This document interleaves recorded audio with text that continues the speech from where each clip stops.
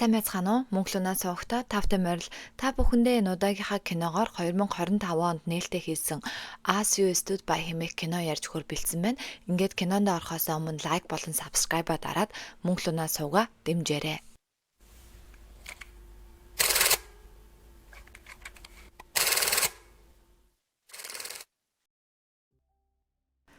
Кино маань хоёр эмэгтэй ямар нэгэн зүйл санаа зовсон нь нүүрэн дээр нэлт машинтай хаа нэг тийшээ явж байгаагаар эхэлнэ.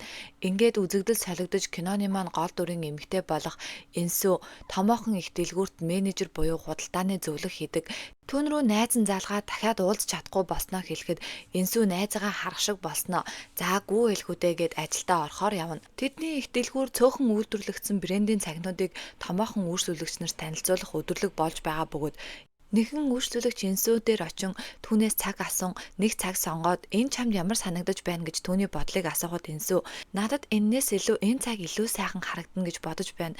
Хэдийгээр Diamond Gooch гэсэн эрэгтэй хүнд илүү сайхан зогноо гэхэд нөгөө залуу нь би Diamond Gooch цаг сонирхгүй байна хэтэрхий энгийн юм биш үү гэд явна. Харин ажил таарах үеэр ажилчид нь цагнуудаа бүртгэж байсан нөгөө Diamond Gooch цаг байхгүй байгааг ойлгоод энэ хамгийн үнэтэй цаг нь байсан штэ энийг яах вэ гэд санарч байхад Энсүү битгий санаа би өөрөө олох болно гэд хяналтын камер шалгаж байхад нөгөө залуу тэр цагийг зүүжгсэн явж байна. Менежер нь энэ бүхнийг хэн хариуцах юм бэ гэхэд Энсүү тэр залууг томоохон үйлчлүүлэгчийн танин мэдлэж байсныг санаад тэр хүн дээр очин нөгөө залуугийн нэрийн хуудсыг авна. Харин нөгөө залуу чинь нэлээд том бөөний худалдааны төвийн хятад компани захирал байх бөгөөд тэр залуу дээр очин та яагаад манай цагийг хулгайлчихсан юм бэ? Бид нар цагаа эргүүлээд амаар байна гэсэн нөгөө захирал чинь хээр нэг тоосон ч юмгүй. Би зүгээр л зээлсэн. Би хүнд авч өгж байгаа юм. Тэр хүн харин тэр цагийг авнаа гэх юм бол би мөнгөний нөгөөд л худалдаад авчихна. Харин түүнд таалагдахгүй бол би өнөөдөр оройдоо танах руу буцаагаад явуулчихна тэр цагийг чинь. Тийм болохоор чи одоо яв гэхэд Энсүү уучлаарай захирлаа. Энд миний ажил. Энэ миний хариуцсан цаг учраас би таны ажил дээр хүлээж байгаад цагаа авчаад явнаа гэд нөгөө нэг агуулгад нь ажиллаа хийн хүлээгээд л сууна. Орой болж захирал Энсүг дуудан энэ цагийг нөгөө хүн маань авахгүй гинэ чи одоо аваад яв гэхэд Энсү найзынхаа дуудлагыг таслан шууд л нөгөө цагаа шалгана. Энэ үед нь цаганд нь ямар нэгэн асуудал байхгүй байгаа ч гэсэн оосронд нь зураас гарсан байна. Та үнийг хардаа гэж харуулснаа манай дүрмээр бол та энэ цагийг худалдаж авах ёстой. Хэрвээ хүсвэл би таны энэ цагийг чинь оосрыг сольж өгч болно гин. Ингээд энэ хоёр маргалдаж байснаа хамтдаа нэг хундаг юм ууснаа. Энсү та яах гэж анханасаа энэ цагийг хулгайлсан юм бэ? Энэ цагийг авахгүй бол би яах юм гэсэн нөгөө захирал чи ажилласаа гараад миний доор ажиллаа гэд хоорондоо нэлээд ярилцсны эцэст нөгөө захирал нь за би энэ цагийг чинь худалдаж явъя гэд худалдаж авахар болно. Маргааш нь ажил дээр очисон ажлынх нь хүмүүс таа ч үнэхээр мундаг юм ахалхаа гэж магтаж гарна. Энэ үед нь их дэлгүүрт Энсүүгийн хамгийн сайн найзынхаа нөхөр нь явж байгаа ба хүй сайн уу жимпүү чи юу хийж яваан бэ гэсэн нөгөөтг нь би их нэртэй гинтийн бэлэг авах гээд гэсэн худалдагч нь та байнга л авдаг шүү дээ л гэж хэлнэ. Үүнийг сонссон Энсүү за ашгүй дээ найз минь аз жаргалтай байгаа бололтой гэж бодно.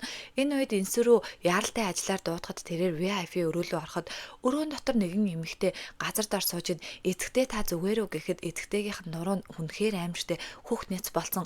Үүнийг харсан Энсүү юу ч хийж чадахгүй эцэгтэй палажны цахилгааны дээш татахад эцэгтэй би чамайг бусдаас арай өөр гэж бодож байлаа гэд тэднийг ярьж байхад эцэгтэй нөхөр гаднаас гинт орж ирнэ. Энэ үед эцэгтэй түүнээс маш их айдаг гэдг нь тодорхой.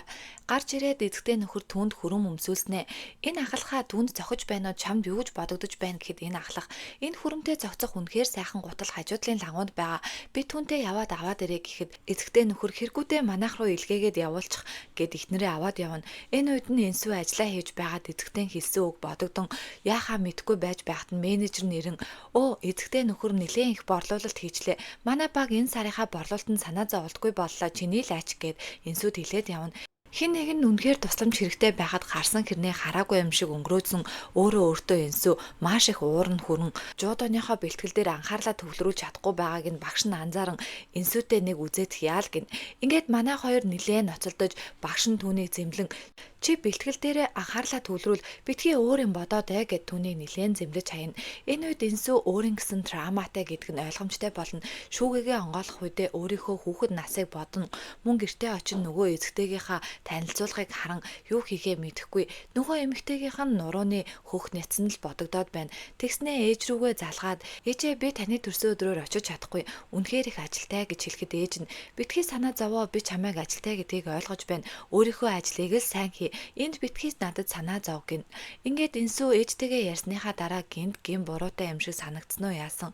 Ээж дээрээ очихоор ширэж гэртээ яваад очино. Бэлөө бариад ороод ирэхэд нь ээж нь чи чинь ажилтай гээдтэй яагаад ирчвэ гэд аав нь тоож байгаа ч юм байхгүй чи ирчихсэн үү гин. Ингээд ээжтэйгээ хамт ээжийнхээ төрсөн өдрийн баярын ширээг засгаад хамт хоол хийж их үедээ тэр хоёрын ярианаас ээжээ хутгач нь энд байгаа хэвээрээ юм уу? Эндээс авахд эвгүй биш байна уу гэсэн ээж нь үгүй би сурцаан гин. Харин эрэгтэй дүү нэрэн гэр бүлэрээ хамт хоол эцэцгэн өнөөдөр ээжийнх нь төрсөн өдөр гэтэл аав нь түүнтэй үнэхээр муухай харьцсан. Ээж нь ямар ч ад жаргалгүй төрсөн өдрийнхөө бэлууны лааг үлээн. Ингээд төрсөн өдөр өндөрлөөд энсүү орондоо орсон боловч түүний нойр нь огт хүрэхгүй нэг л хөрвөөгөөд болж өгөхгүй. Өрөөнд байсан шүүгэнийхээ урд очин түүнийг онгойлгох гэснээ онгойлгож чадахгүй зогсож байгаад өрөөнөөсөө гарan ээж аавынхаа өрөөний үүдэнд очисон нэлээд дуу шуутай яваад ортол аав нь ээжийг нь зодож байна. Ингээд үүнийг харсан энсүү аавыгаа одоо хүртэл та ээжийг зоддог хэрэггүй ийм аимшигтай зүйл яаж хийж чаддаг байна? Ээж амиа хорлох гэж оролцсныг та мэдэж байна уу? Намайг ахлах ангид байхад гээд л хэлэхэд нь ээж нь битгий энсүү гээд л ээж нь уйлна. Харин энсүү өмнөх явдлаа бодон сургуулаасаа тараад ирэхэд нь гэр нь аимшигтай болчихсон. Ээж нь яг л дагтнаасаа унах гэж байгаад энсүү ээжигээ болиулан та биднэрт хэрэгтэй штэ ээжээ гээд ээжигээ уйлаа тэрж байснаа санана. Өглөө нь энсүү дүүгээ битгий санаа зов чи шууд ажил руугаа яв. Би аавыг үргээд өгөх болохоор гэд аавтайгаа хамт гарна. Хамтдаа машиндаа суугаад явж байхдаа аавтайгаа юу ч ярихгүй. Харин аав нь дүүрэг өөр тийшээштэй чи буруу тийшээ яваад байна гэхдээ энсүү шууд л цагдаагийн газрын хашаа руу орсноо. Ээжийг хүчирхийлдэг байсан гэдгээ ороод хүлээн зөвшөөр.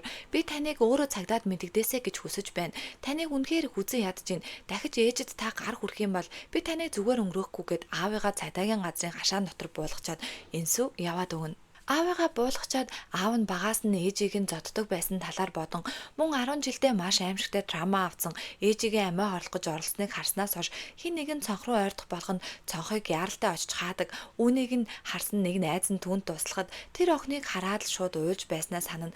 Үүнээс хойш тэр охинтойгоо сайн найзууд болсон бололтой найзаагаа гэнт санан түүн дээр очиход тэр хаалгаа тайлж өгсөнгүү.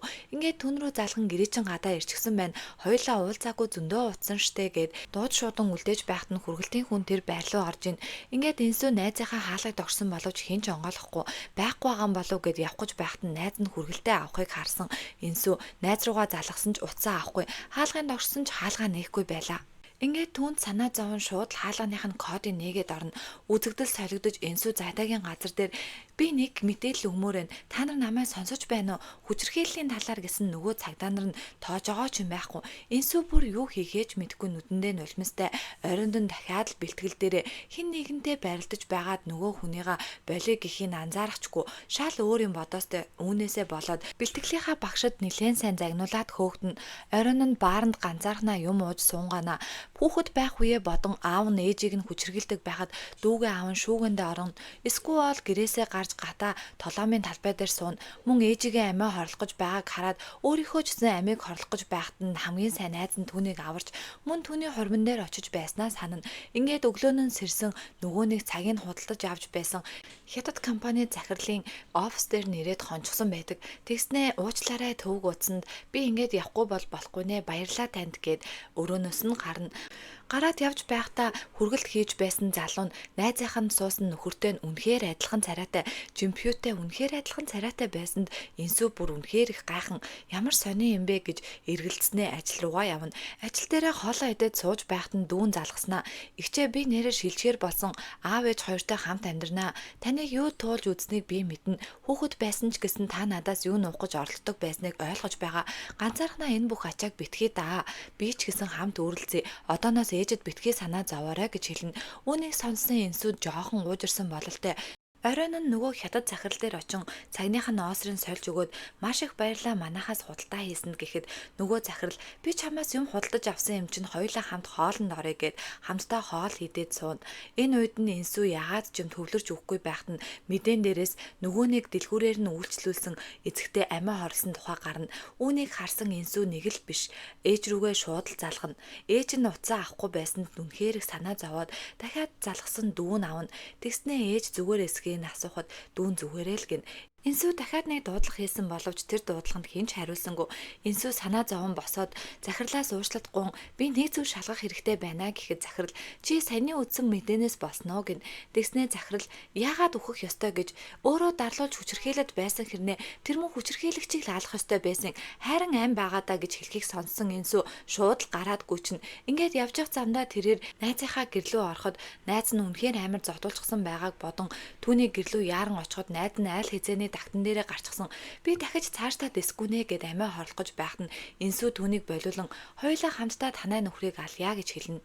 Үзэгдэл солигдож хэд хоногийн өмнө Инсүү рүү дахиад уулзаж чадахгүй нэ гэж ярьсан хүн нь түүний хамгийн сайн ахлах сургуулийнхаа найз нь болох Хээсүү байдаг. Тэрээр үнэхээр их дэлгүүрт явж байсан бөгөөд найзаагаа сүүлийн удаа харчаад хаа нэг тийшээ явах гэж байгаа бололтой онгоцны буудлын дээр очино. Нисэх онгоцоо хүлээж сууж байхдаа ээжигээ нэгэн асрамжийн газар аваач өгчихсөн.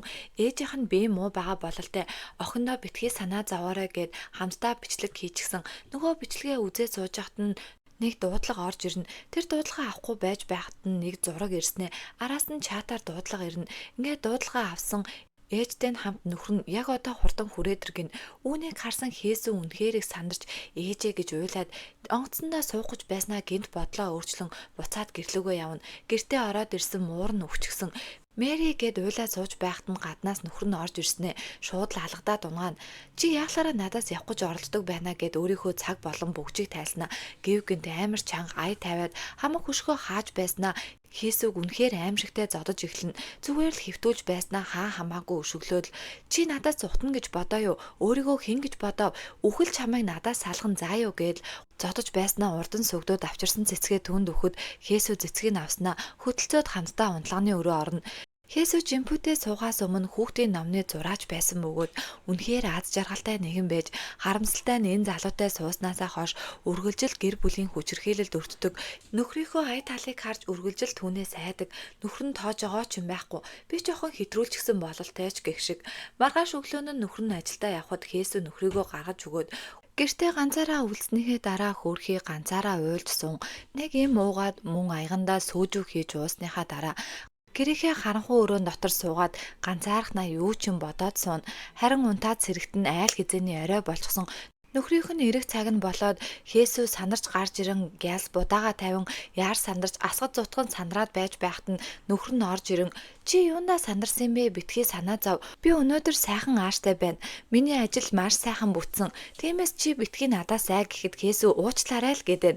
Харин нөхөр нь битгий санаа зовоо чи тайван хоолоо хий. Харин миний авчирсан юмыг хартаа гэснэ том өрөөндөө камер зоочхон. Үүнийг харсан Хээсүү юу ч хэлж чаддаггүй.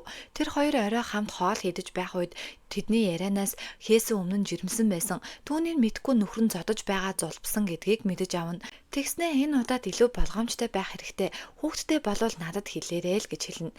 Энэ үед нь Хээсүү заа гэд маргааш нь болж Хээсүү өөрийнхөө мөрөөдөл бүх зорилтоо хайсан гэдг нь ойлгомжтой.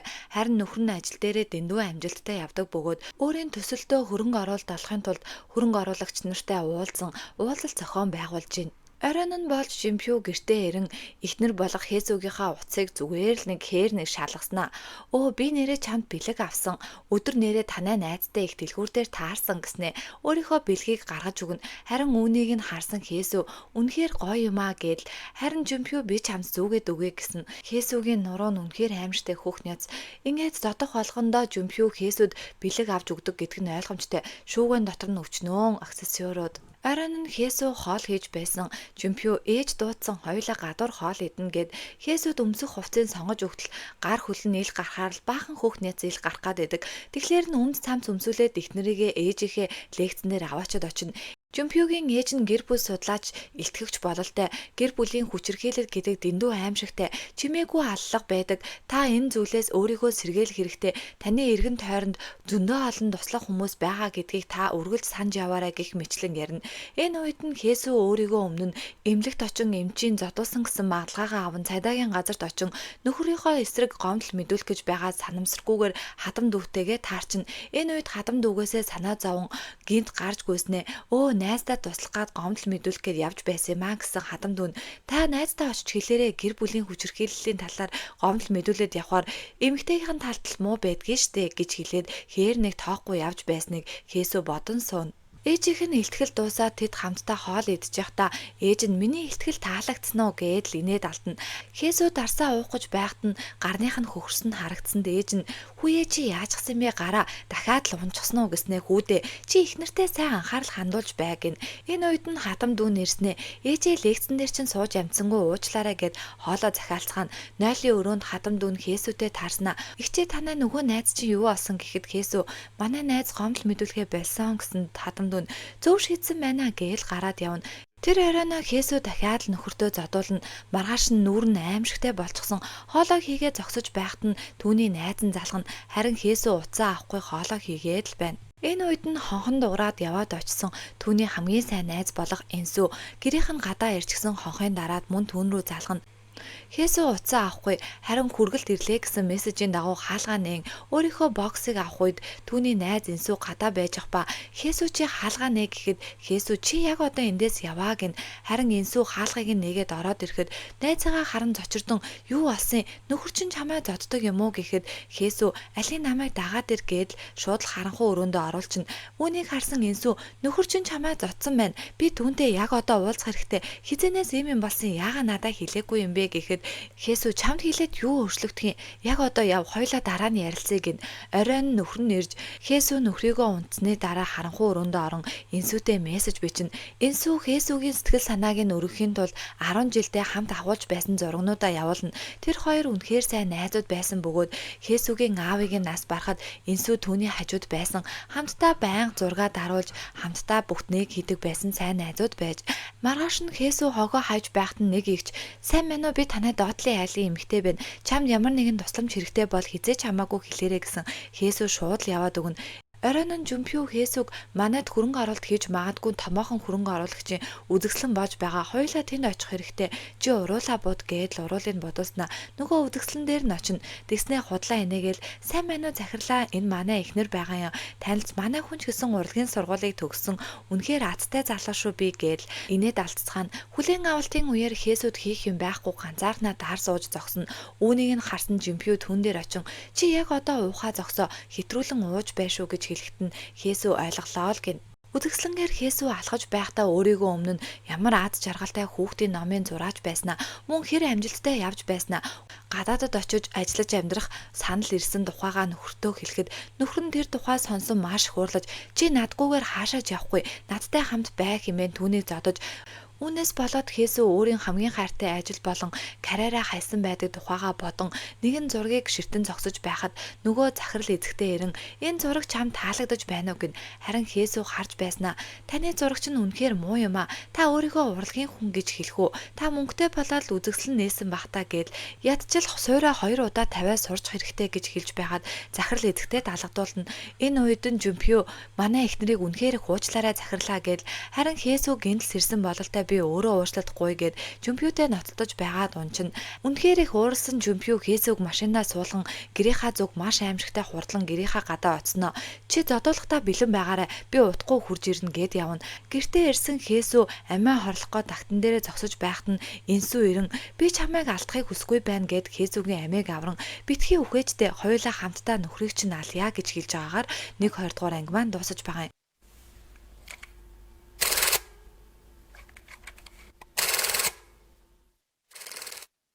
Кино маань ууралсан Жумпио Хесүүг гэрийнх нь гадаа буулгачаад захирал эзэгтэйгээ "Уучлаарай эзэгтэй, би яг одоо энэ зүйлсийг засаж янзлах болно. Та намайг хүлээж байгаараа би яг одоо яваад очие" гэд Хесүүг гэрийнх нь гадаа буулгаад шууд л яваад өгнө. Харин энэ үед Хесү Жимпюд угаасаа зодуулна гэдэгтээ бүр эвлэрч гисэн өөрөө юу хийхээч мэдэхгүй уйлаад л зогсож байна. Энэ үед бороо орно. Харин Хесү гэртээ орчихсон тахнаасаа яг унахад байж байхад нь амжиж Инсү ирэн түүнийг зогсоон чи надад хэрэгтэй. Хоёулаа хамт нөхрөө чинь алъя гэж хэлж байх үед гэрийн гадаа айл хэдийн Жимпю ирчихсэн байдаг. Хесү болон Инсү хоёр бушуухан шиг хөдөлцгөөн. Харин Жимпю шууд кодо хийгээд яваад орно. Хесү ганцаархнаа буудан дээрээ хөвтөж байх бөгөөд үүнийг нь харсан Жимпю түн рүү шууд л цамцаа чулуудснаа. Чи яаж хөвтөж чадчихна? Өөрийгөө юу хийснээ мэдэж байна уу? Зодуулахдаа бэлэн мэдтэй гэснээр дууга тавиал хамаг бүгд цагаа тайлна. Хесү түүнээс маш хайн битгийлдээ гууж штэ гэдэл түүнээс уучлалт гуйгаад л байна. Харин энэ үед нь Жимпю түүнийг тоож байгаа ч юм байхгүй. Шууд л шүшүүрнийхаа усыг гоожуулснаа Хесүг зүгээр л багалзуурдаж авснаа. Чи өөрийгөө юу хийснээ мэдэж байна уу навш минь гэх үед шүүгэн дотроос Инсү хамгийн сайн найзаагаа нөхөртөө яаж зодуулж байгааг юу ч хийж чадахгүй уйлаа сонсоо зогсож явах үед Хесү Инсү битгий гарч ирээрээ гууж байна гэж хэлнэ. Инсү хүүхэд байхад нь аав нь ээжийг нь хүчрхийлдэг байх үед дүүтэйгээ хамт шүүгэн дотроо орж нуугддаг байсан тэр үеийн санаанд орж ирнэ. Жумпюгийн ажлаас дуудахад шүүгэн дотор нуугдаж байсан Инсү гарч ирэн найзаагаа тэрэн хамт уйлцгаана. Хэд хоногийн дараа амиа хорлсон эзэгтэн оршуулах ёслол дээр Инсү очиж хүндэтгэл үзүүлнэ. Хесүд бол араатан шиг аимшигтай нөхрийнхөө зодуурыг тэсэж гарахаас өөр сонголт түүнд үлдсэнгүй. Нэгэн шүн Хесү цаашдаа дахиж ингэж амьдрч чадахгүй гэж бодон өөрийгөө гэрийн таазнасаа боомлон амиа хорлох гэж байхад нь сандал унах чимээгээр Жумпю сэрэн амиа хорлох гэж байсан Хесүг харан санарч галтогооноос хайч авчран уяаг таслан буулгана. Тэгснээ юу хийхээ мэдгүй сандран Хесүг дуудаж байснаа утсаа аваад түргэн дуудах гэснээ гинтл түүний эн тент нь хөхөрсөнд нэцэрсэн хэсгүүдийг харснаа би дуудаж болохгүй байна гэд бодож байснаа түүнд шууд л химэл амьсгаа хийн. Харин азар Хесү сэрэгтэн тэрээр чи зүгээр үү хиний амьдралыг сүйтгэх гэсэн юм бэ гэж түүнийг буруутгах нь. Харин үүнийг нь харсан Хесү шууд л нөгөө хайчиг аван амиа хорлох гэж оролдоход Жумпю бол чи юу хүсэж байгаа юм бэ гэхэд Хесү тэр камерыг болиулаадах гин. Харин энэ үед нь Жумпю тэр камерыг очиж устгана. Маргаашнд Хесү Инсү рүү нөгөө камерыг устгасан тухайгаа хэлэхэд манай хоёрын төлөвлөгөө гэдэг нь ойлгомжтой. Инсү одоо эхэлцгээе гэж хэлнэ. Хесү өглөөнийхөө цаг бэлдэж байх үедээ галтгоонд байсан хутгийг аван тамхи татаа тагтан дээрээ зогсож байсан Жумпю дээр ойртож очин шууд л түүн рүү бүлэн нөгөөдгий чинь юу ч хийж амжаагүй байхад нь шууд л тагтнаас түлхэж унгаан араас нь тонгоон харж байхад энэ нь зөвхөн Хесүгийн л төсөөлөл байдаг. Инсү нөгөө цагийг худалдаж авдаг хятад компани захирал дээр очин хамт хоол идэхийг хүснэ. Энэ үедээ тэдний агуулгад ажилладаг найзынхаа нөхөртэй нүнхээр адилхан Жумпютэй адилхан залууг Симхэн тагнаастай.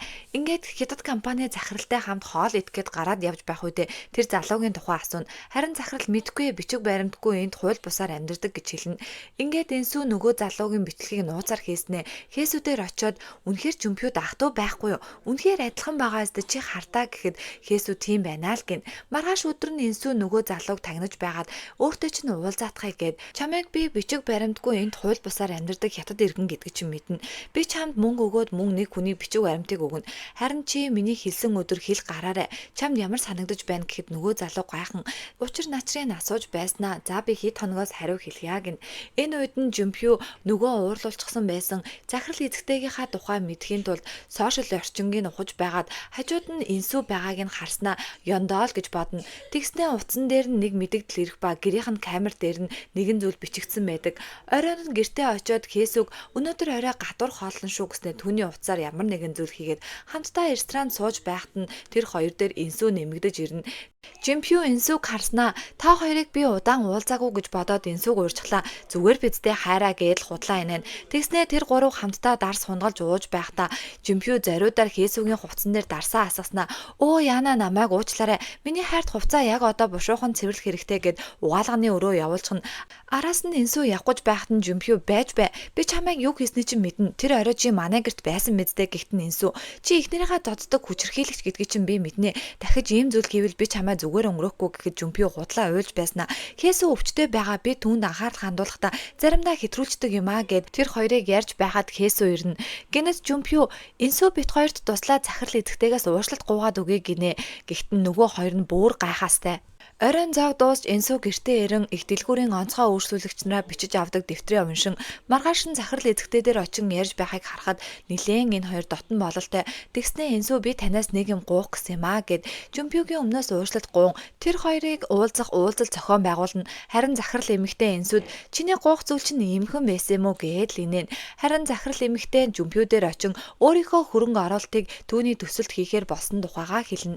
Энсүрөө Жумпю мессеж бичсэн байх ба түүн дээрээ ихтер нөхрийн дундуур битгий хошууд үрээдэ зүгээр л хоол бай гэсэн утгатай юм бичсэн байдаг. Энсү өөрийнхөө жуудан дээр очин бясалгал хийж мөн өөрийнхөө шүүгээг ухан дотроос нь олс гаргаж ирэн ямар нэгэн зүйлээр бэлтэж гин. Тэрээр Жумпютэй адилхан Жанган гих залуутай уулзан өөрийнх нь саналын хариуг асуухад Жанган зөвшөөрж гинэ гэж хэлнэ. Ингээд ажлынх нь гадаа буулгаж яхад нь нөгөө хятад компани захирал ажиглан Жанганаас ямар нэгэн зүйл мэдэх гэж оролдоход нь нөгөөх нь юу ч хэлсэнгүү. Маргааш нь Энсү Жанганы үсийг засуулж хослол авч өгөн харин Хээсүтэй яриад юунд ч битгий санаа зов би бүгдийг зохицуулнаа гэхэд Хээсү газрын зураг дээр ямар нэгэн зүйл харж ийн. Жанганы үсэн дээр нь юм наалтчихсан байна гэд Энсү авч өгөх гээд тэр хоёр гудамжин зогсож байх үед Жумпюгийн дүүн ажил үргээ гүйцэтгэж явж байгаад машин дотроос тэр хоёрыг харчин. Жумпюгийн эмэгтэй дүү бол мөрдөгч. Тэрээр ёо ах одоо намайг тушаал дэвших гэж байхад юу втэ гээл ах руугаа залгасан ах нь ажил дээр эхнэрийнхаа байршлыг хараад л сууж гин.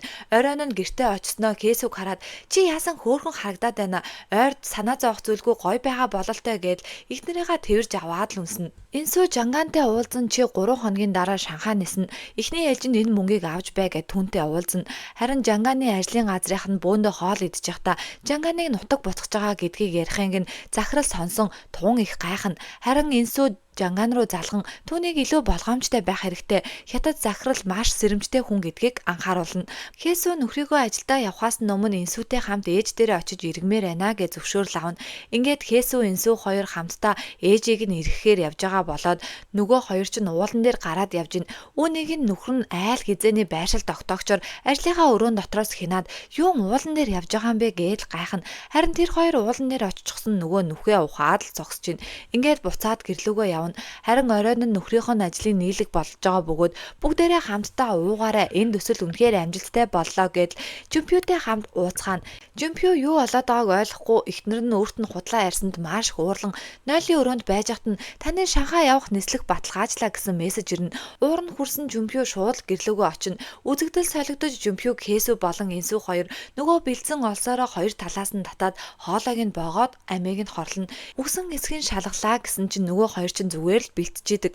Ингээд бэлтгэл хийгээд байж хат нь гэв гинт хаалганых нь код нь дууран гаднаас маш их ууртай Жумпю орж ирэн Хээсү рүү дайрч энэ мессеж юу юм? Мөн чи уулан дээр юу хийж байсан? Юу төлөвлөж байсан гэд түн рүү орилж шарлаж байхад нь гэв гинт Энсү гарч ирнэ. Тэгснээ та хоёр энэ өрөөнд юу төлөвлөд байгаа юм гээл өрөөгийн нэгэнгүү нэгжиж байснаа тэр хоёрын нуусан байсан түүнийг боомлох ёстой олсыг нь тэрнийхээ ард талаас олсноо шууд л Энсүг "Оо, та хоёр энийг төлөвлөж байсан юм уу?" гэдэл алгадаад унгаач нь энэ үед нь Хээсү болооч гэдэл харин нөгөө Жумпю чинь шууд "Би тэгвэл өөрсдийг чинь боомлоод алчээ заа юу" гэд нөгөө хоёрыг чинь нэгээр нь олсоор нь боомлон зодож нөгөө гурав чинь нилээн тэмцэлдэн. Тэгснээ Жумпю Энсүд хандан "Чи ихтер нөхрийн дундуур оролцох хэрэггүй гэж би чамд хэлсэн мэдтэй" гэдэл нөгөө олсоор нь "Алий чамд таалагдаж байна уу" гэд боомлоход нь араас нь Хээсү шууд л цасан бөмбөлгөөр толгоороо зохиод дээр нь гарч ирснээ өмнө нь түүнийг яаж зоддог байсан тэр аимшигтай дурсамжуудаа нүдэндээ харан Жумпюгийн толгойг хид хідэн удаа зохино. Араас нь Энсүч мөн тэр цасан бөмбөлгийг аван дээрээс нь зохино. Харин Хээсү нилээн цочролд орчихсон юу хийхээ мэдэхгүй уйлж сууж байхад нь Энсү битгий санаа зов төлөвлөгөө өөрчлөгдөөгүй гэд тэр хоёрыг ярьж байхад хонхон дуурна. Ингээд хинбэ гэд очиод харсан доотлынх нь айлын эмэгтэй бушуухан шиг Хээсү нүрээ угаан гайсал хаалгаа нээн. Харин доотлынх нь айлын эгч "Би чамд харин жүрж өгөх гэсэн юм аа" гэдэл хаалгаар нь шагаан Энсүгийн хөлийг нь харснаа гэрлүүгээ буцах замдаа нилээн сэжигтэй харна. Зочрлоосоо гарч чадахгүй байгаа Хээсүд Энсү "Битгий санаа зовоо чи битэрийн төлөвлөгөө огт өөрчлөгдөхгүй. Бүгд яг хэвэндээ" гин.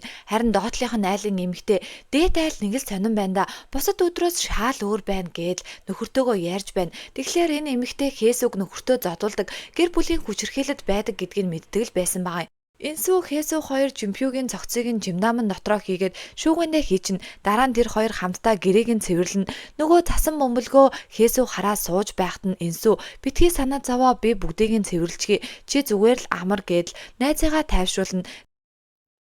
Жанганыг нутаг буцаж байгаа гэд хамт ажилтдаг хүмүүсүүд нь түүнийг гаргаж өгнө гэд бөөндөө хамт хоолнд орон хамт ууцгаана. Гэтэл нөгөө хятад захиралчин Жангантай хамт тамхилангаана. Чи хаанаас мөнгө олсон? Яагаад буцахаар болсон гэсэн Жанган би хүүгээ санаадаа л гин. Тэгсэн Жанган Инсүүгийн тухай асуусан нөгөөх нь хэн блэ би тийм хүн танихгүй л гэж хэлнэ. Энэ үед нь захирал гээд л өнгөрнө. Хээсүү хүн асандааж тэрөө амирхтай нөхрөөсөө сасандааж тэрөө баг зэргийн шокийн байдлаасаа гарч чадахгүй байхад Инсүү түүнтэй хань болон баг зэрэг ярилцсан. Энэ үед Инсүү рүү Жанган гэрийнх нь гадаа ирчихсэн байна гин. Ингээд Жанганыг яг л Жумпютэй адилхан харагдуулахын тулд түүний хувцс болон хамаг юмыг өмсүүлнэ. Яг л харагдах байдал нь Жумпю. Түүнийг нууцаар Хээсүү хараа зогсож байна. Тэгснээ Инсүү одоо хоёлаа явцгаа эхлээд банк орно. Энэ чимнамыг аваад чи грашн дээр хүлээж байгаарэ. Би араас чи яваад очие гэснээ шууд л Жумпюгийн цагийг гаргаж өгөөд түүнд зүүлгэн. Харин үүнийг нь харсан Жанган маш их баярлан үнэхээр гоё цаг юм аа би доор хүлээж бай гэд баярлсан хүн гараад явна. Инсүү Хээсүүг битгий санаа зов би бүх зүйлийг зохицуулаад ирэх болохоор гэд Хээсүүг гэрт нь үлдээгээд өөрөө гараад явна. Энэ үед нь Хээсүү гэрийнхаа юм хунрыг янзлаад байж байхад нь хонхон дураад Инсүү юу гэсэн хатам дүүн та өөр хүн хүлээж байсан юм уу гэж орж ирснэ. Энэ хэний гутал вэ гэсэн Хээсүү ахыг чинь гутлаа л гин. Харин нөгөөх нь тиймдээ ахч мөн байна да гэснэ. Нойлын чинь өрөөг ашиглаадахыг гээд талин дээр нь байсан цусыг нарчснаа. Ах хоёрд юу хийж байна да гэд ахыгаа өөр эмэгтэйтэй гудамжинд харснаа бодон за би ажилдаа ингээд явлаа гээд л гарна.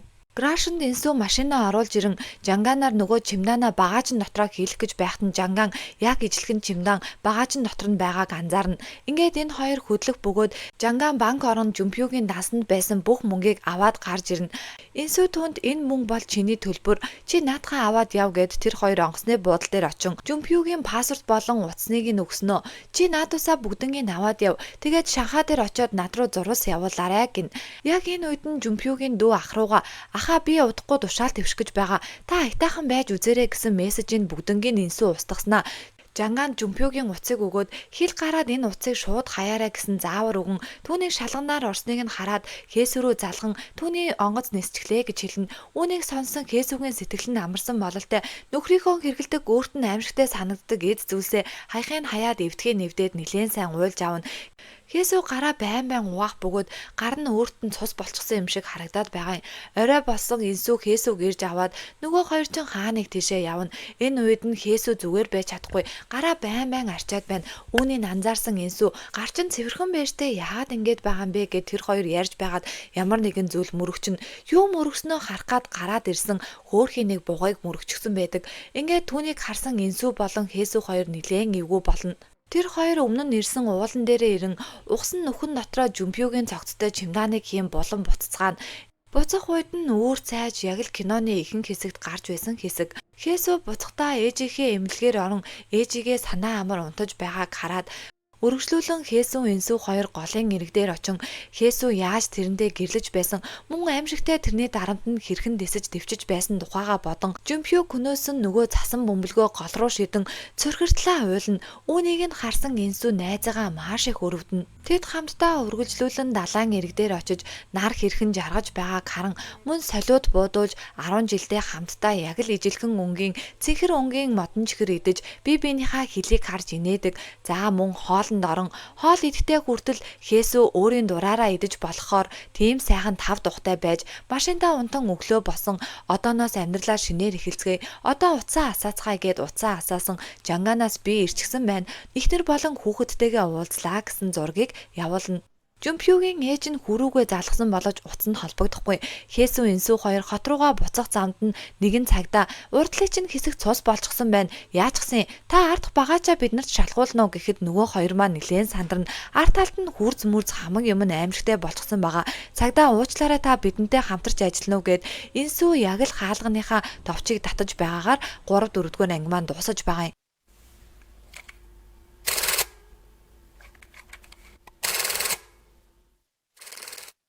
Энсүү хоёр хийх юмаа хийчээд хот руугаа буцах замд нь цагтаа уучлаарай машины чинь урт талд цус болчихсон байна юу болчихсон юм бэ гэсэн энсүү бууг мөрөгчихсөн юм аа л гин. Нөгөө цагдаа нь бид нартэй хамтарч ажиллана уу багаажаа шалгуул гэд яг багаажаа нээгээд харах гэж байхад нь цаанаас нь ком мөрдөгчөө наашир гэд эмнэлгийн машин явж өнгөрнө. Манай хоёр гэрийнхаа гадаа яриад одоо битгий санаа зовоо орж сайхан амар гэд энсүү Хээсүг оруулна. Хээсүү гэрийнхаа үүдэнд байсан нөхөртөн зориулсан баахан захаануудыг аваад мөн шуудангаа аваад гэртээ явж орно. Удаан хугацаанд хүний эрхэнд амьдэрсэн Хээсүү зурагтаа хасаан өөртөө гомон чанж идэн арай л тухтай байгаа харагдана. Энсүү машин угаалганы газар очин машинаа дотн гадангуу нэлээд сайн угааж аваад дараа нь засварын газар очин машиныхаа урд хэсгийг бүгдийг солиулна. Тэрээр мэдээ үзэж Жумпиогийн зохицос гарч ирсэн эсхийг танд нь оройн унтах гэсэн боловч нойр нь хүрэхгүй босч ирээд нэг тамхилан Хээсүүгийн хувьд ч адилхан нойр нь хүрэхгүй нэг ууж аваад унтцгаана. Маргааш нь Хээсүү Жумпиогийн мөрдөгч дүүрэн залгаад Жумпио хэд хоног гэртээ ирсэнгүй түүний чемодан болон гадаад паспорт нь байхгүй байна. Та нэг тийшээ явчихсан бололтой чи шалгаад өгч болох уу гэд дүүгээс нь асуугаад дүүн бүр гайхна. Тэгээд таньдаг хүн рүүгээ залгаад нэг хүнийг гадагшаа гарсан эсхийг шалгаад өгөөч гэж гуйна. Энсүүгийн хувьд ажлынхаа хажуугаар байн интернет орон мэдээ шалгаж Жумпиогийн цогцос олдсон эсхийг л шалгаад байгаа бололтой. Хэд хоног ажил дээрээ очиагүй Жумпиогийн ажлынхан түүнийг тандаж үзэн банкнд бүх хэмжээний мөнгө аваад явчихсан компани мөнгийг аваад зугтчихсан юм шүү гэд хоорондоо ярилцаа сууж байна. Жумпиогийн ээж нь хүүгээ хэд хоног өөртөө холбогдсонгүй алга болчихлоо. Миний хүүг алга болсон байхад чиний хоолоогоор ч хоолд авч байна уу? Ийм арчаагүй болохоор ч л хүү маань алга болсон бах гэл хүүгийнхаа зургийг харснаа миний хүү хайччваа гээл уйлал харин бэрийгээ хүнж гэж тоож байгаа юм алга.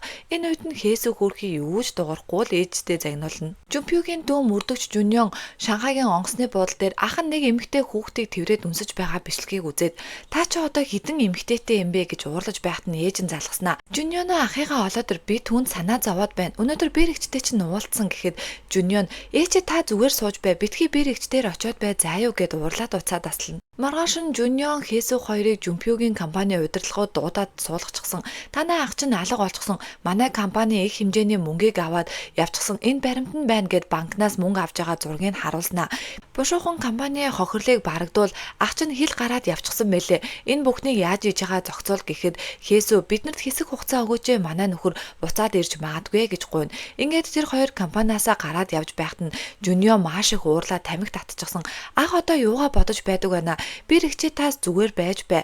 Над руу залгаарай заа юу. Ах холбогдох юм бол битгий санаа зов. Би өөрөө зохицуулах болно гэд би рэгчигээ явуулна. Хээсүү Жуньоноос салаад энсүү рүү залган юу болсон тухайгаа хэлэхэд энсүү ашгүйтэй бүх юм төлөвлөгөөний дагуу болж байна удахгүй дуусах болно гэж хэлнэ. Хээсүү явж байгаад нэгэн даашинс харан нөгөөдгийгөө өмсөж үзэхэд нь энэ тэнгүү хүүхнээс болсныг харсан худалдагч эмэгтэй юу ч хэлж чаддаггүй.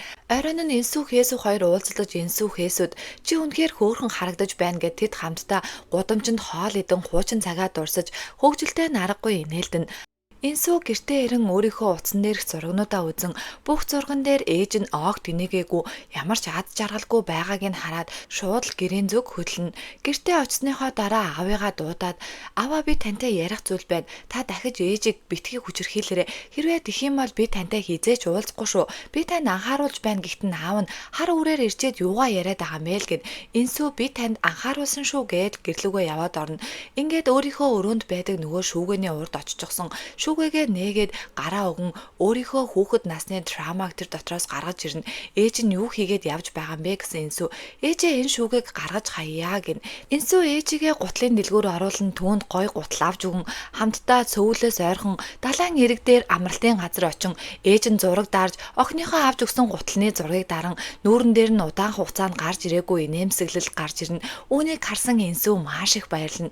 Хээсүүтэй лифтэнд доотлынх нь айлын охинд харан та өнөөдөр үнэхээр хөөрхөн харагдаж байна гэж хэлнэ. Хээсүү ээжийнхээ эмрэг дээр очин хумсыг нь бодож өгөхөд ээж нь түүний бугууг харан санаа зовход Хээсүү битгий санаа зовоо ээжээ одоо хоёулаа аз жаргалтай амьдрнаа гин.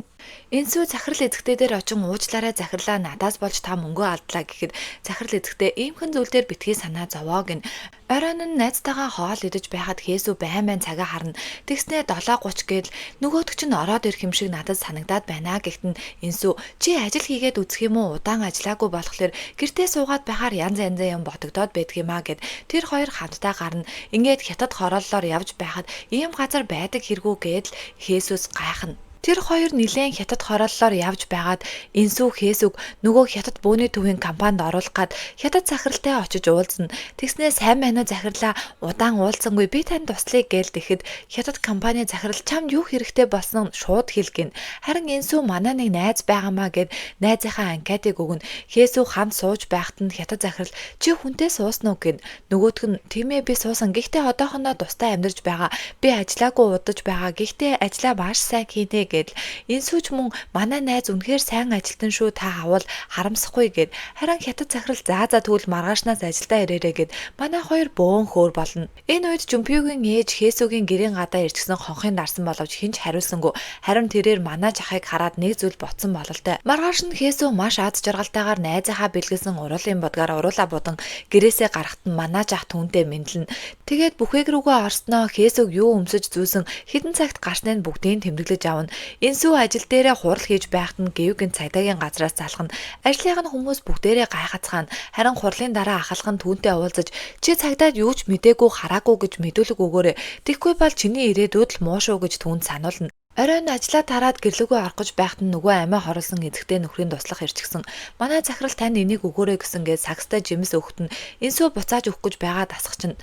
Хятад захирал гэрлүүгээ харих гэж яваад агуулгад нь ганцаархнаа ажиллаж байгаа Хээсүг харан хамтдаа хоол идэ гэж хэлэх гэж байгаад түүний нуруунд нь хөхөрч гсэн байгаа хэсгийг харан юу ч хэлж чадахгүй банддаг. Энэ үед нь Хээсү Инсүү одоо ирж байгаа гэхт нь Инсүү яасан гинэ гэд ороод ирэхэд захирал муу хүнийг дурсахаар гэж хамтдаа хоол идцгээ гэд манай гурав гарч хоол идэнэ. Ширээний ард Инсүүгийн бодол санаа нь шаал өөр газар нэг л сонирн байгааг нөгөө хоёр нь ажигласан. Мөн тэр хоолны газар амиа хорлсон эзэгтэй нөхөр орж ирнэ.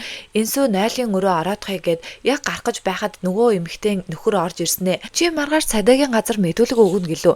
Юу хэлгээ мэдэж байгаа үсттэй гэсэн Инсүү уучлаарай захирлаа би үнээр нь хэлэх болно гэхэд нөгөө захирал шууд уурлан Инсүүг багалзуурдаж авна. Ингээд энэ хоёрыг ноцолдож байх үед хятад захирал орж ирэн аятайхан байж үзээрэй чиний компаниг чинь хаалгуулж шүү заа юу гэх үед Инсүү болоог нь харин Хээсү орж ирэн зочирдон нөгөө гурав чинь буцаад л офис дээр очсон гомь идэж байснаа захирал тэрмүү новшоос олж хоолоо идэж чадсангүй гэдэл Инсүү харин бүх учир начраа хэлэхэд нь Хээсү хөөрхий уйлаад чамд ийм хэцүү байгааг ч мэдлгүй би хүртэл дээрээс нь нэмэрлчихсэн байжтэй гэхэд захирал би цагныхаа өдөр хоногийг өөрчилдөггүй юм.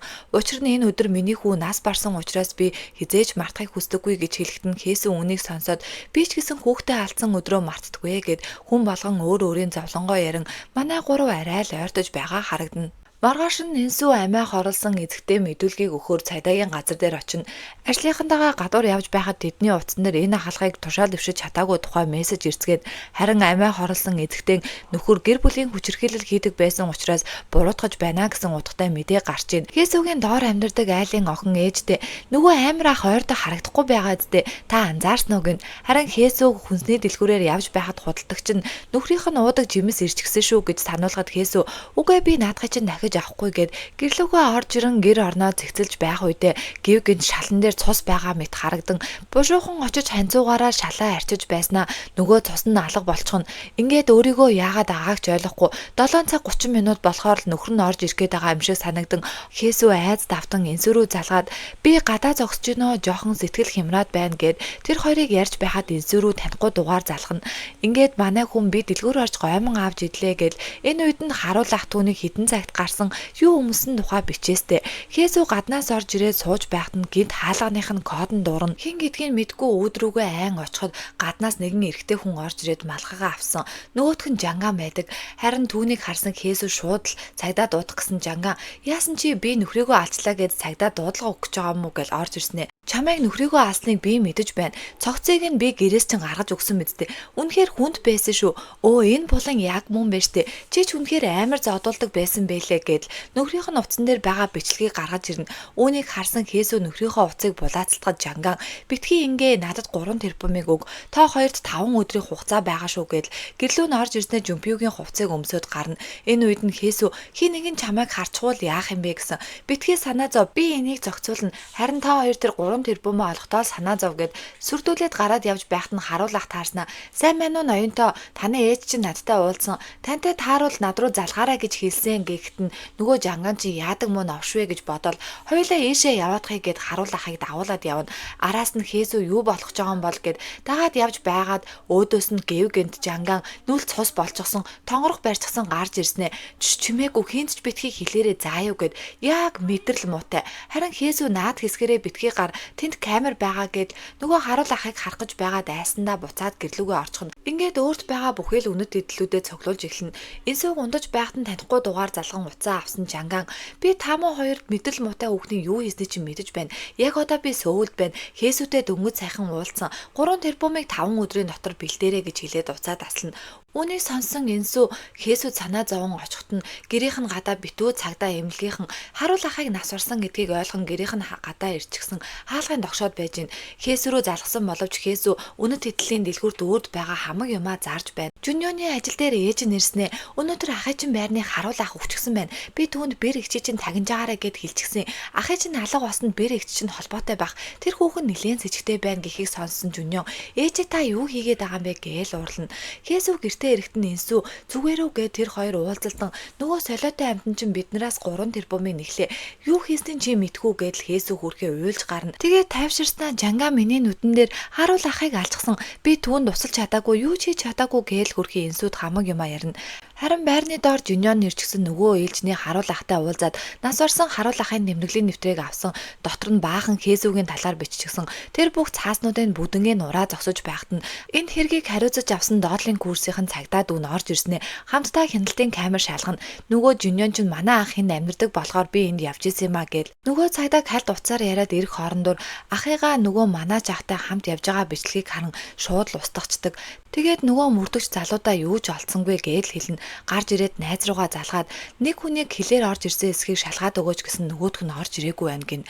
Жуньон ахаа та битгий орж ирээрээ би удахгүй тушаал дэвшгэж байгаа шүү л гэж дотроо бодно. Энсүү Хээсүг тайвшруулад ажил дээрээ очин ажиллаа хийж байхад нь их дэлгүүр дээр нь жангаа явж гин. Сандарсан Энсүү явж очиод чамайг хүн харчихвал яах юм бэ гэсэн нөгөө жангаан чинь болдоггүй юм уу гээл өөдөөс нь инээн. Харин Энсүү хоёлоо хөнгүү газар очиж ярилцээ гэхдээ жангаан нөхрийнх нь утсан дээр нь Хээсүгийн талаарх бичлэг болон зургнуудыг харуулan та хоёр надад 5 өдрийн дотор 3 тэрбумыг бэлдэж өгөхгүй бол эний чинь би нийтэд цацах юм уу эсвэл цагдаад өгнө ээжт нь ч юм уу дүүд нь өгч шүү гэж сүрдүүлээд явна.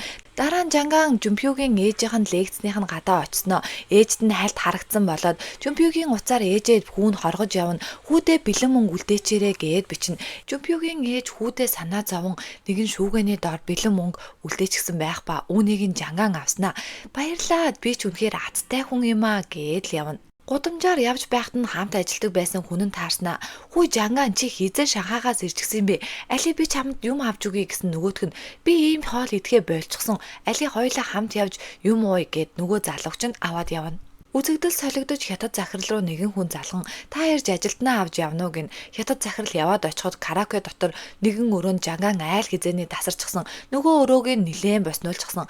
Захирал Германд нь нэсэн мөнгийг аваад нөгөө караокены ажилтанд энэ хохирлын мөнгө гэд хідэн төгрөг шургуулад буцаагаад мөнгийг нь хийчихнэ. Унжсан байсан утсыг авсан. Хажууд нь дахиад нэг утас. Тэр утсыг нээгээд үтсэн дотор нь Хээсү болон түүний нөхөртэй хамт ахуулчихсан зураг. Үүнийг харсан хятад захирал гайхан байж байхад жангаантай хамт уусан ажилтан нь жангааныг сонин юм яриад байсан хоёр хүүхнийг тархитаад удахгүй их хэмжээний мөнгөтэй болох ч байгаа гэсэнгээд тэр хоёрыг ярьж байхад гаднаас жангаан орж ирснэ. Миний мөнгөнд дураараа хүрдэг ч юм уу юу вэ гэд хятад захирал руу нилээн томорж байснаа. Чиний наад гүлгшиг ажилтны чинь би зодсон болохгүй юу те гэл муухай инээн. Харин хятад захирал тоохгүй гарах гэж байхад нь жангаан хөөе миний мөнгийг өгөөдөх гэж зуурж байгаад хятад захиралд нилээн зохиулна. Харин захирал чи өөрийнхөө байр суурийг мэдэж яв гэд ажилтнаа аваад гарна. Захирал ажил дээрээ очингуудаа шууд Хээсү рүү залган ямар нэгэн юм болсон эсэх яагаад ажилдаа ирэхгүй байгаа юм бэ гэхэд Хээсү битгий санаа зовоо би удахгүй очноо гэж уцаад аслана. Энэ үедээ нөхрийнхөө сейфний кодыг нь нээгээд л оролдож байна. Захирал юу болоод байгааг гайхан эхнээс нь бүх зүйлийг бодож эхэлнэ. Жангааныг Энсүүгийн машин дотор дотроос бууж ирсэн. Мөн Энсүг нэлээд сонирн байхад нь тэр хохирогчийг яагаад амиа хорлох ёстой гэж харин тэр алуурчныг алах ёстой байсан гэж хэлж байстаа. Мөн Жанганд байсан утас Хесүгийн нөхрийн утас. Тэгэхээр тэрхүү хүчирхийлэгчийг алаад адилхан царайтай болохоор оронд нь Жанганыг байрлуулчихсан юм байна гэдгийг захирал ойлгон нэг хүн рүү залган даалгавар өгнө. Энсүү Хесүтэй уулзчихсан битгий санаа зов би Жанганы учрыг олох учраас чи зүгээр л гэртээ байж бай гэд гарангуудаа шууд Жанган руу залгаснаа мөнгөчин бэлэн болчихлоо хоёлаа уулзалтыг гэж хэлнэ. Энэ үед Хесү нөхрийнхөө Сэпийг айл хизээний хүн дуудаад донгойлгуулчихсан дотор нь битүү аалт болон бэлэн мөнгө байж идэг. Жанган нэг жижигэн дэм буудалд нуугдчих ба Жүмпюгийн ээжэд худлаа ярьж авсан бэлэн мөнгөнд дуусгаж байгааг хараад уур нь хүрнэ. Тэгээд Жүмпюгийн утсыг үзэж байгаад Хесүгийн зодуулж байсан бичлэг болон зурагнуудыг нэлээд харж байснаа Жүмпюг Хесүгийн утсан дээр нь байршил тогтоогч суулгасан гэдгийг мэднэ. Хесүгийн хамгийн сүүлийнх нь байршил болох уулан дээр байсан байршлыг нь хараад энэ юу хийж байдаг вүлээ гэж бодно. Захирал хэн нэгэнд даалгавар өгсөн нь Жанганыг судлуулах байдаг. Нөгөөх нь хятадын нилээн эвгүй гарын мапуудын гишүүн байх ба тэд нэр хүссэн болгоноо авахын тулд хүний аймт тэдэнд юу ч биш гин.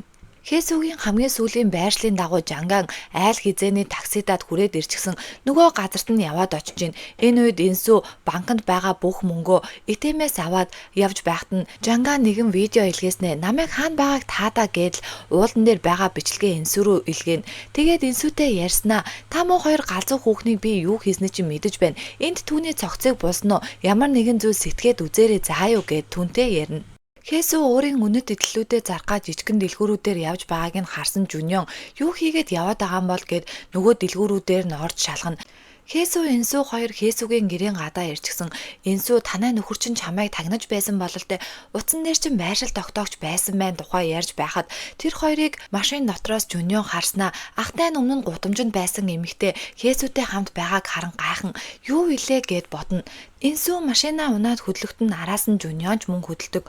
Захирал Жанганы араас хүн тавьчихсан байх ба Жанган Энсүтэй уулзгаа түүнийг хүлээж байдаг. Жанганы дуудсан газар Энсү яваад очиход тэрээр гарч ирснээ Энсүгийн машин дотор сууна. Үүнийг нь харсан Жүнён юу вэ ахуда Солонгост ирчихсэн хэрэгүү гэд гайхна. Энсү Жанган хоёрыг машинтай хөдлөхт нь араас нь Жүнён ч мөн хөдлөнө. Энсү эхний ээлжинд чи наад мөнгөө авч бай. Үлдэгдэл мөнгө нь өөр газар байгаа надтай хамт яваад аваадах гэд хотоос гараад явна. Жүнён руу дүүм үрдөгчин залгаснаа дээр хоёултантай цадаагийн газар таарсан танай бэр эгч чинь нөгөө харуулыг нас бардаг өдөр нэгэн машины хар хайрцаг нь бичигдсэн байна гэхийг сонссон Жүнён би машин барьж явж гин гэд уцаад асалчин. Тэгснэ ёо маргааш миний тушаал дэвших ярилцлага болно штэ. Эхний ээлж нь энэ бичлэгийг зохицуулахаас гээд замаа өөрчлөөд явж байхад нь ээж нь залгаснаа. Жүнёно ах чинь Солонгос ирчихсэн. Над руу зурвас явуулсан. Тэгээд бас мөнгө гуйсан тухай хэлэхэд нь Жүнён юм зурвас над руу явуулаадах гээд ээжийнхээ явуулсан зурвасыг харан мөн ахынхаа өмнө нь бичиж байсан зурвасыг харьцуулан хараад энэ ах биш байна гэдгийг шууд олоод мэдчихнэ. Энсүгийн машин дотор явж байсан Жанган хэсэг дуг хийчихсэн сэрснэ. Чи хаана явж байгаа юм? Хаана явж байгаагаа хэлээд худлаа ярьсан юм уу гэд Энсүгийн машины жолоог нь булаацалдаж байгаад нөгөө хоёр ч замаасаа гараад зогсчихно. Тэгснэ нилээн ноцолдож байснаа Жанган би чамайг илүү дутуу зүйл битгий сэтгээрэй гэж хэлсэн мэдтэй гэд тонгор гаргаж ирээд түүний хүзүүг нь гимтээснэ ухаан алдуулаад машиныг орхиод гараа явчихна. Зам дээр гарч ирээд гараа өргөө зогсож байхад нь өөдөөс нь Жүнён гарч ирээд Жүнён ахыгаа харан нөгөөх нь өөдөөс нь харж зогсож байгаагаар манай дараачийн хоёр анги маань дуусаж байгаа юм.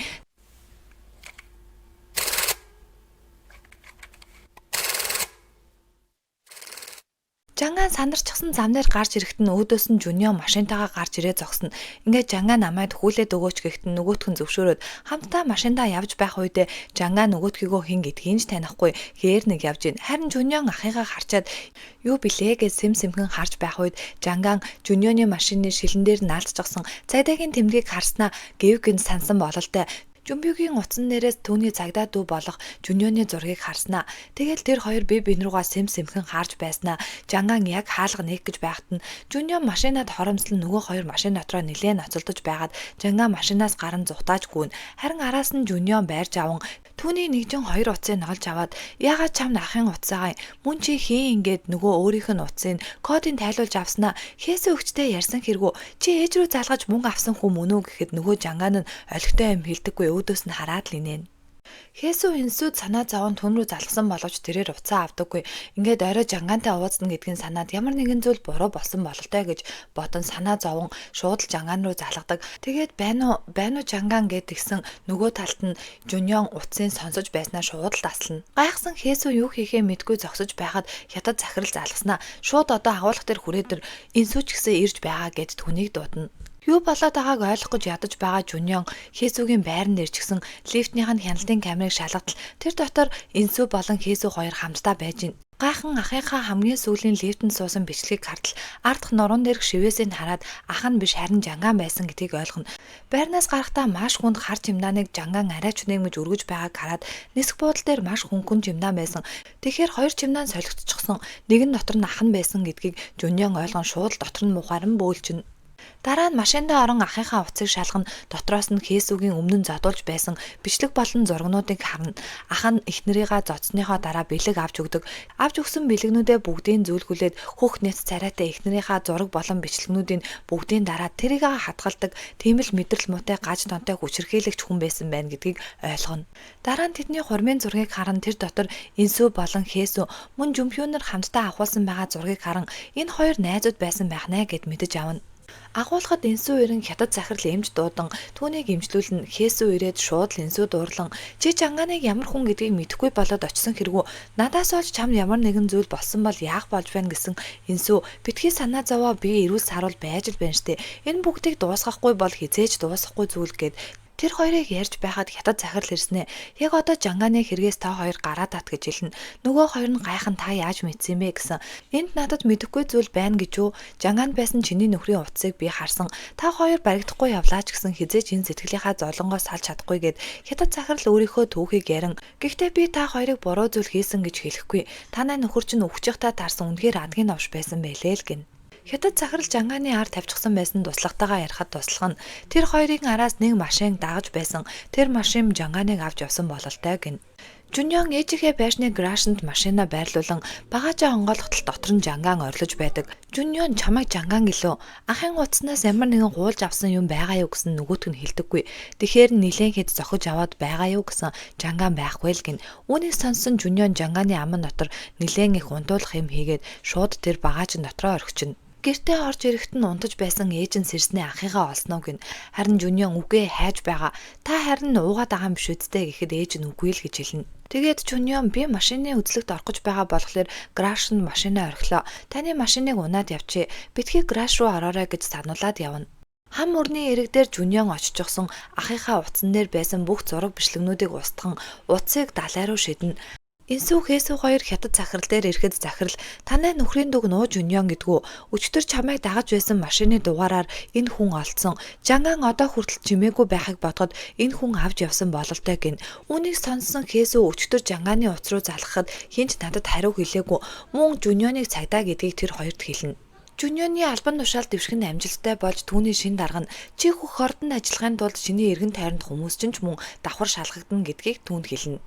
Энсүүг ажиллаа хийж байхад Жунён их дэлгүүр дээр ирчихсэн ахыхаа байн гүйцлүүлдэг худалдагч дээр очиод энэ хүнийг таних уу би цагдаа байна. Та гэрчийн мэдүүлэг өгч чадах уу гэхэд нь Энсүү хажууд нь очсноо. Байнга бэлэг авч өгдөг хүн сайн хүн гэсэн үг биш гэж хэлэхэд нь Жунён юу ч хэлэхгүй яваад өгдөг.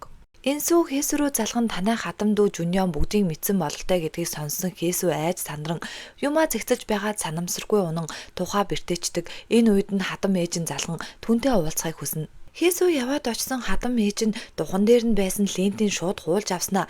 Энийг чинь Жумпиу юм болгосноо. Миний хүү хаана байна одоо гэхэд нь Хесүү бүр хэлэх үг нь олдохгүй. Та өмнө нь мэддэг байсан хэрэггүй гэхэд хатам ээж нь энэ ямар хамаатай миний хүү яг одоо хаана байна гэдэл түүнээс асуугаад байдаг. Хесүү дөнгөж гэртээ орж ирэхэд нь араас нь Жунён орж ирснэ. Игчээ харуул ахыг нас барахад та хар хайрцаг нь бичигдсэн байлээ гин. Үүнийг сонссон Хесүү би машинаасаа юм авах гэж байсан юм аа гин. Тэгсэн Жунён игчээ би танаас нэг юм асууя. Ах яг хаана байгаа юм бэ гэсэн.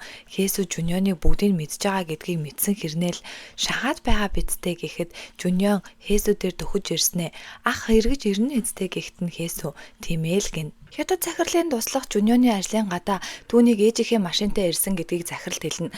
Үүнийг сонссон Инсүү захирал хоёр тэгвэл Жуньоны машин дотор Жанган байгаа гэдгийг шууд ойлгон ээжийнх нь гэрлөө очих төлөвлөгөө зохионо. Жуньоны ээж нь юм хайж яваад гаражн дотроо орж ирэхэд нь машин дотроос нь ямар нэгэн зүйл дуурах шиг болоод гайхаад очиж шалгах гэж байхад нь утсан дуурайд гараа явчихна.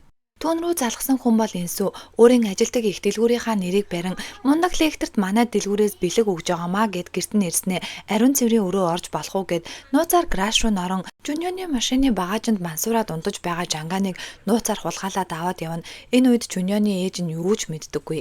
Жуньон харуулахын хэргийг хариуцаж авсан мөрдөгч дүүтэйгээ уулзнаа. Цайдагийн газар таарсан манай бэрэгч байна да. Тэр жоохон эрүүл мэнд сэтгэхүйн асуудалтай. Өөрийгөө хүчрхийлэлд өртчихсөнгээ зохиомл хэрэг үүсгээд яваад байдгийн чи битгий тоогоорой гэснэ. Нөгөө хэрэг чинь юу болж байна? Алуурч нь эрэгтэй биш эмэгтэйч байх юм билүү? Чи сайн хэрэгээ мөрдөөрөө гэдэл ярьж байхад нь ээж нь залгаснаа манай гэрт хулгай орчихлоо гэд түүнээс сургаар Жуньон гайз гэртээ очсноо. Хамаг юмаа шалгаад Жанганыг байхгүй байгаа гэдгийг мэдснэ. Ээжигээ битгий цагдаа дуудаараа би өөрөө зохицуулах болтон гэд явна. Амжилттай Жанганыг авсан захирал Инсүүд хандаж одооноос чи энэ хэрэгээс гараа татаарай. Би Жанган болон чемпионерыг өнөөдөр орой усан онгоцоор хятад руу гаргах болно гин. Үүнийг сонсоод гараад явж байсан Инсүү рүү Жуньон залгаснаа хүүхэд байхдаа гэр бүлийн хүчирхийллийн дуудлага өгж байсан мэдээллийг олчихсон. Аавч нь ээжийг чинь хүчирхийлж байхад чи өгж байсан мэдүүлгээсээ тухайн үедээ няцаж байсан юм билээ. Яг л тэрэн шигээ одоо ч гэсэнд ихгүй яасан. Хээсүүгийн амьдралд чи орж ирээд түүнийг алуурчин л болгосон. Өөр юу өөрчлөгдөх юм гэхэд Инсүү өөрчлөлтийг харж байгаарай гэж уцаа таслана. Жанган сэрэхэд хүлүүлчихсэн нэг агуулга дотор өмнө нь хамт ажилдаг байсан залуу хажууд нь суужсан. Чи одоо юу хийж гисэн бэ? Өнөөдөр орой хятад руу явна гэхэд Жанган надад ус өгөөч гэж гуйж байгаад нөгөө залууг гиндүүлээд хоолойг нь боосноо намайг яг одоо суллахгүй бол чамайг аллаа гэд хамтдаа нөгөө хоёр чинь машин дотор явж гин. Хүргэж өгөх ёстой газар нь хүргэж өгснөөхөө дараа Жанган шууд л нэг зүйл авснаа нөгөө залуугийн толгоор нь зохиод алчна. Нөгөө Жанган чинь Жуньоныг дуудснаа би Жумпиогийн зохицыг хаана байгааг мэднэ. Чамд хэлээд өгье. Тэгжээж л тэр хоёр галзуу хүүхдийг дуусгаж чадсан штэ. Харин оронд нь надад 3 тэрбумыг өг гэд тэр хоёр тохиролцсон. Хятад захирал ажлаа тараад явж байсан Инсүү рүү залгаад Жанганыг алга болчихсон тухай хэлэхэд Инсүү ухаан жолоогүй агуулга дээр очин түүнийг алга болсныг хараад маш их уурлана. Жанган Жуньон хоёр Жумпиогийн булсан уулан дээр очин ухаж эхэлнэ. Тэгээд Жанган ухаж байхдаа нэг зүйл мэдрэн би чамд хэлсэн мэдтэй энд булсан гэд дөхөөд харсан нөгөө хоёрын өмнө нь мөргсөн буух байдаг.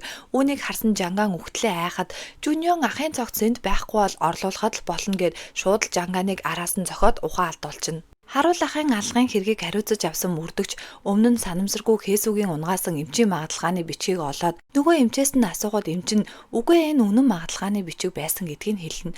Энэ үед нөгөө мөрдөгч чинь тун их гайхна. Хээсүү гэртээ байхад нь хонхон дуурайд яваад очсон нөгөө мөрдөгч залуу хэдэн юм асууг ин хамгаалагч ахыг нас ордог өдөр та нэг машины хар хайрцаг нь бичигдсэн байлаа юу хийж явсан гэсэн Хээсүү би машинаасаа юм авах гээд явж байсан юм аа гин нөгөө мөрдөгч чинь ойлголоо би асуух зүйлээ асуучихлаа өмнө нь танд тусламж хэрэгтэй байхад бид нарыг ажиллаа хийгээгүүд үнэхээр их уучлаарай одоо танд тусламж хэрэгтэй юу гэхэд Хээсүү хэрэггүй гин мөрдөгчийг явуулаад эмчийн магадлалгааны бичгийг устгаа зогсож байхад нь хатамд үгээс нь Жанган болон нөхрийг нь булсан газар хоёрыг зургийг явуулснаа араас нь залгаад Инсүүд хэлэх юм бол Инсүү өөхөх болно.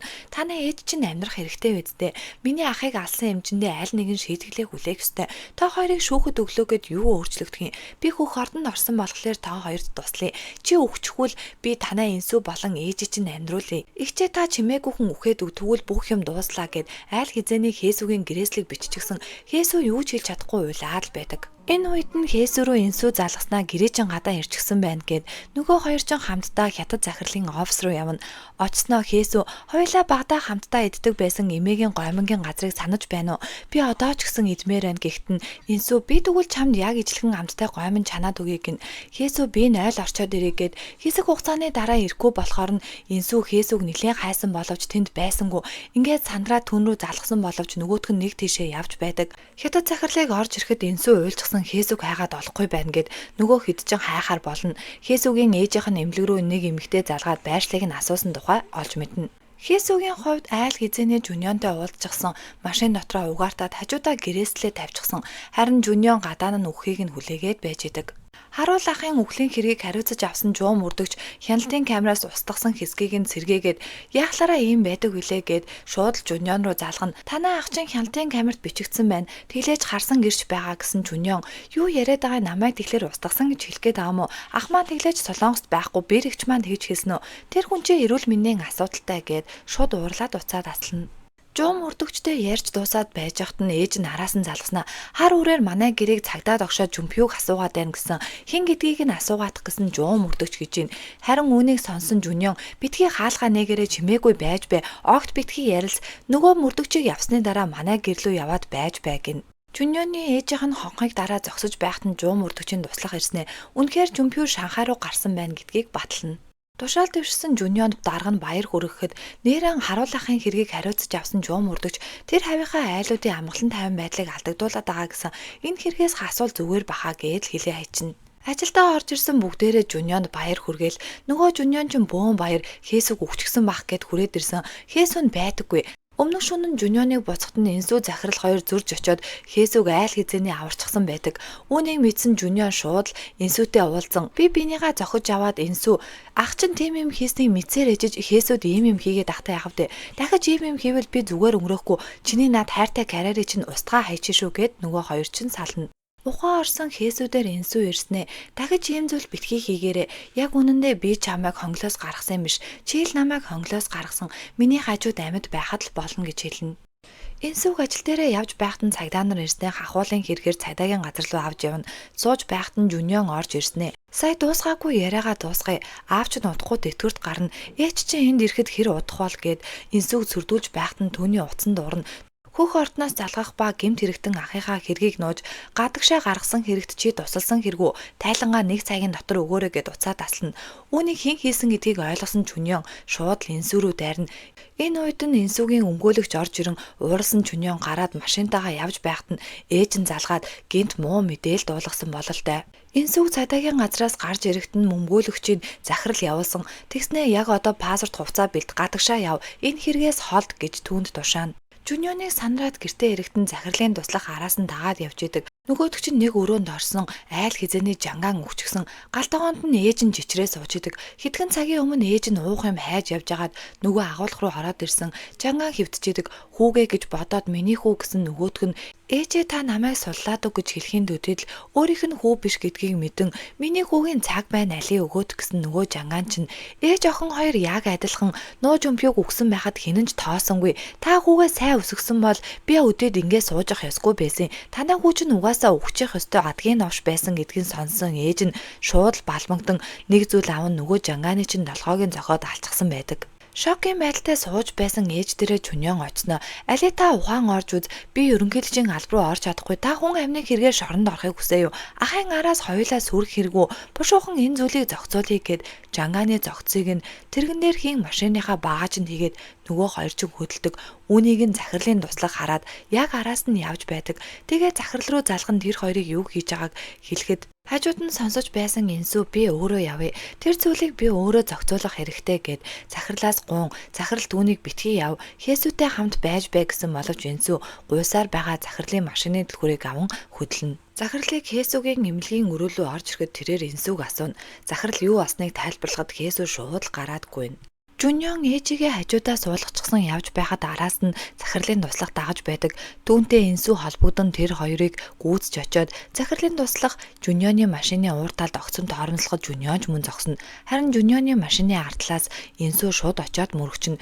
Ингээд зам дээр дараалсан 3 машины осол болох ба Жуньоны машины багаж нь онгоогод дотор талаас нь жангааны зогцос гараад ирнэ. Санарсан Жуньон багаажаа хаах гэж оролцсон боловч хүмүүс тойроо зогсчихсон бичлэг хийгээд цогцос байна гэд нөгөө Жуньон ч маш их уурлана.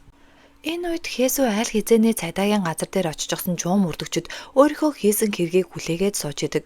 Жуньон хүн алсан мөрдөгч гээд мэдээгээр гарч явах ба түүний хөх ордон ажиллах нь худлаа болж мөн түүнээс гадна Хээсүүг угаартуулж алах гэж байсан бичлэг нь хүртэл тарчна. Инсүү Хээсүү хоёр сайн дураараа жуум мөрдөгчд өөрсдийн хийсэн хэрэгээ хүлээдэг. Хөөрхий Инсүүгийн ээж өөрөөс нь болж ийм зүйл охин нь хийлээ гэж бодон маш их шаналдаг. Захирал Энсүү Хээсүү хоёрт хамгийн сайн фермийн өмгөөллийн багийг хөслөх ба энэхүү хэрэг нь мэдээгээр гарч улс даяар шууган тарина. Нууж өнөөнд баривчлагдах ба ээж нь хүртэл баривчлагдаж хүмүүс ичээж яаж тэгж амьдардаг байна гэхэд ээж нь би хүүгээ алдсан, би бол хохирогч гэж орилоод байдаг. Хээсүүгийн доор амьдардаг эгч хүртэл харамссан шинжтэй анханасаа хүчирхийллийн эсрэг дуурсан бол ийм зүйл болохгүй л байсан. Энсүүгийн аав нь шүүх хурал руу орох гэснээ орж чадахгүй.